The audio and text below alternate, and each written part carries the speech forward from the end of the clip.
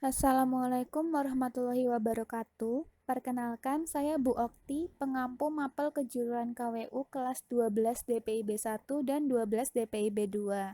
Sebelum memulai pelajaran hari ini, mari kita awali dengan membaca bismillah. Bismillahirrahmanirrahim.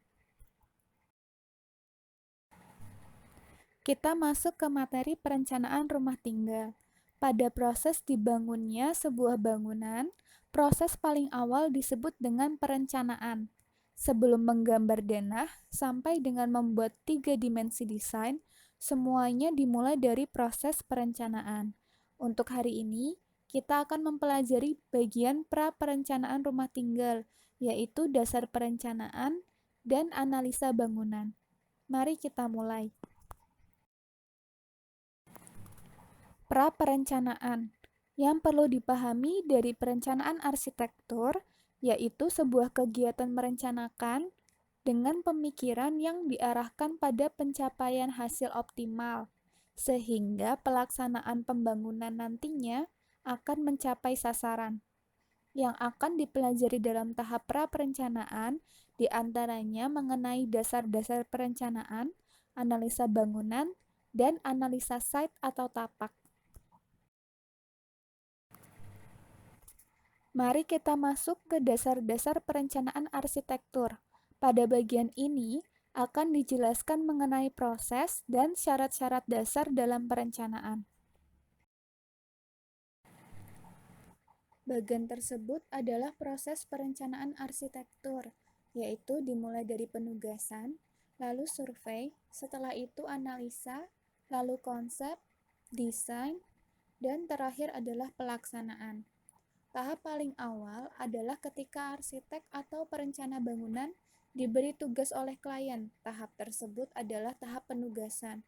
Ketika penugasan, maka arsitek akan memperkirakan biaya yang sesuai dengan kisaran yang disebutkan oleh klien, ataupun kisaran yang biasa ada di pasaran. Selain itu, arsitek juga mencari persyaratan umum dari bangunan yang akan direncanakan, karena setiap bangunan dengan fungsi berbeda akan memiliki persyaratan yang berbeda pula. Persyaratan di sini contohnya seperti ruangan apa saja yang ada di dalam bangunan, kebutuhan ruang apa saja, lalu KLB, KDB, GSB, GSC, dan persyaratan lainnya. Lalu tahap kedua adalah survei ke lokasi site atau tapak tempat nantinya bangunan tersebut akan dibangun. Yang dilakukan ketika survei adalah mengukur dan mengambil data-data pada lokasi seperti arah sinar matahari, letak jalan, sirkulasi kendaraan, kebisingan jalan, vegetasi yang ada, dan lain-lain. Lalu tahap analisa.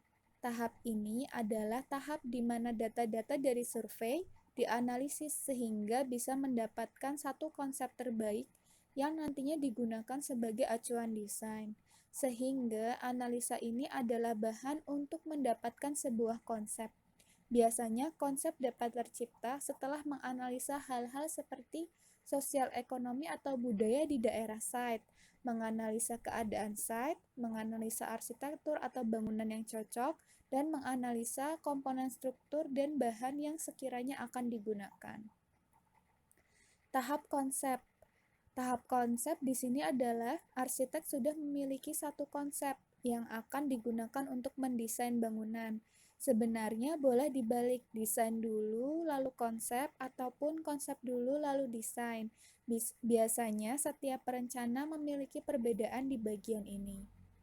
Di tahap konsep, maka konsep yang dipilih akan dikembangkan. Contohnya menjadi asumsi-asumsi seperti asumsi segi estetika dan asumsi hubungan bangunan terhadap alam yang nantinya bisa dibentuk menjadi sebuah desain yang sesuai.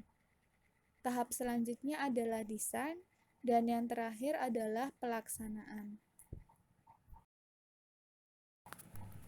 Syarat-syarat dasar dalam perencanaan.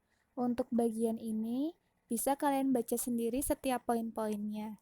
Mungkin yang perlu saya jelaskan di sini adalah mengenai cross ventilation atau cross ventilasi, yaitu poin paling akhir. Dalam perencanaan sebuah ruangan, cross ventilasi ini harus diterapkan agar sirkulasi udara di dalam ruangan bisa mengalir dengan baik. Cross ventilasi artinya ada ventilasi dari dua arah, bisa berseberangan secara berhadapan ataupun silang. Sirkulasi udara yang baik adalah ketika ada bukaan di sisi kiri ruangan, maka ada bukaan lagi di sisi kanan ruangan sehingga jendelanya berseberangan. Itu contoh dari cross ventilasi. Bisa juga ada jendela di sisi depan, maka ada jendela juga di sisi belakang. Bisa dibayangkan seperti jendela yang ada di ruang kelas atau ruang lab gambar sekolah. Selanjutnya adalah mengenai analisa bangunan. Poin-poin analisa bangunan ini saling berhubungan.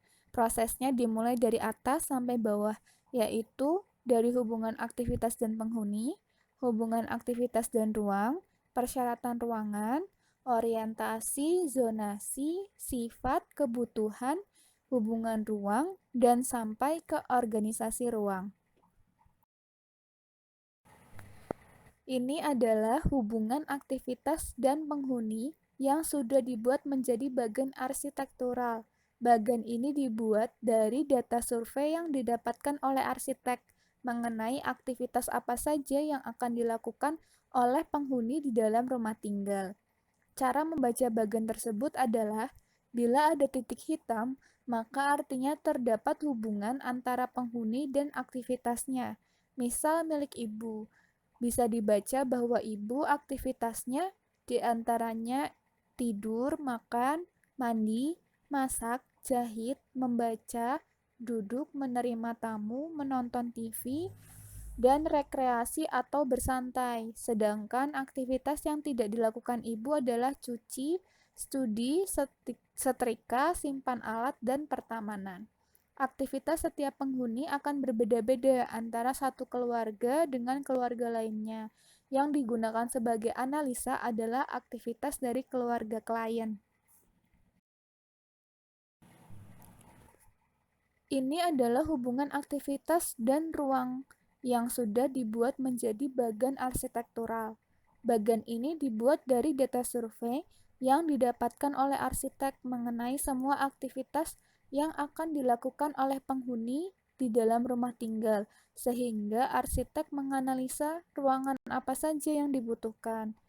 Cara membaca bagan tersebut sama seperti sebelumnya. Bila ada titik hitam, maka artinya terdapat hubungan antara ruangan dan aktivitasnya. Kita ambil contoh ruang keluarga. Titik hitam hanya ada pada kolom aktivitas baca, duduk, dan menonton TV karena memang ketiga aktivitas itu saja yang akan ada pada ruang keluarga. Aktivitas yang terjadi pada suatu ruangan juga berbeda-beda setiap keluarga. Maka yang menentukan hasil bagan, seperti contoh ini, adalah arsitek dengan persetujuan klien. Contohnya, aktivitas yang terjadi pada teras. Pada contoh bagan, di teras akan ada aktivitas terima tamu. Namun, bisa saja untuk kebutuhan desain, arsitek menghilangkan kegiatan menerima tamu pada teras dan membuat ruang tamu untuk aktivitas penerimaan tamu, sehingga bagan yang dihasilkan bisa berbeda-beda setiap arsitek. Ini adalah hubungan antara ruang dan persyaratan ruang yang sudah dibuat bagan. Persyaratan setiap ruang, contohnya ada approach atau ketermudahan suatu ruangan untuk dijangkau. Matahari pagi, ketenangan, view, penerangan, ventilasi, dan akustik. Contoh yang bisa diambil adalah ruang tamu.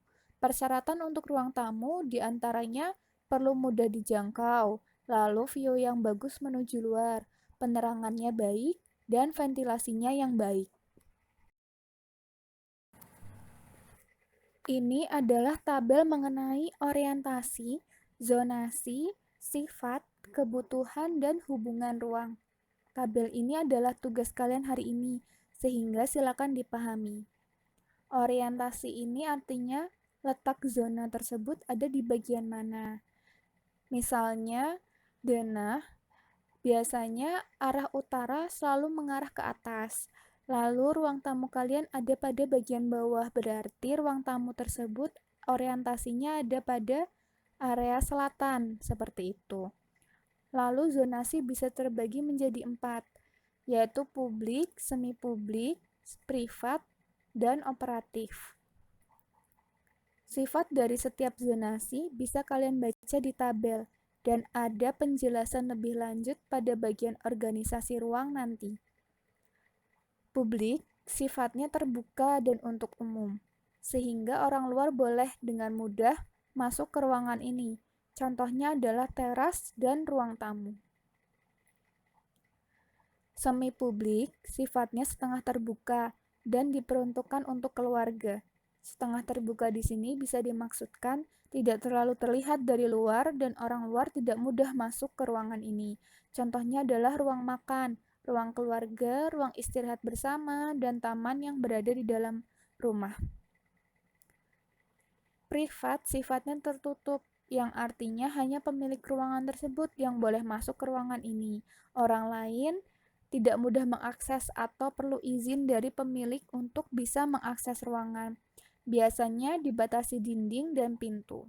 Contohnya kamar tidur, kamar mandi pribadi, ruang studi, atau ruang kerja. Operatif atau servis adalah zona pelayanan, yaitu area untuk melayani kegiatan sehari-hari. Contohnya dapur, gudang, kamar mandi, ruang setrika, dan ruang cuci. Cara membaca hubungan ruang sama seperti sebelumnya. Bila ada titik hitam pada kotak, artinya ada hubungan antar ruang. Kita ambil contoh titik hitam pada kotak paling ujung segitiga. Ditarik ke atas maka ada ruang teras. Ditarik ke bawah ada ruang pertamanan. Dan di kotak tersebut ada titik hitam, artinya ruang teras depan dan pertamanan memiliki hubungan atau akses antar ruangannya mudah. Begitu seterusnya. Berikut ini penjelasan lebih detail mengenai sifat setiap zonasi. Bisa kalian baca dan pahami.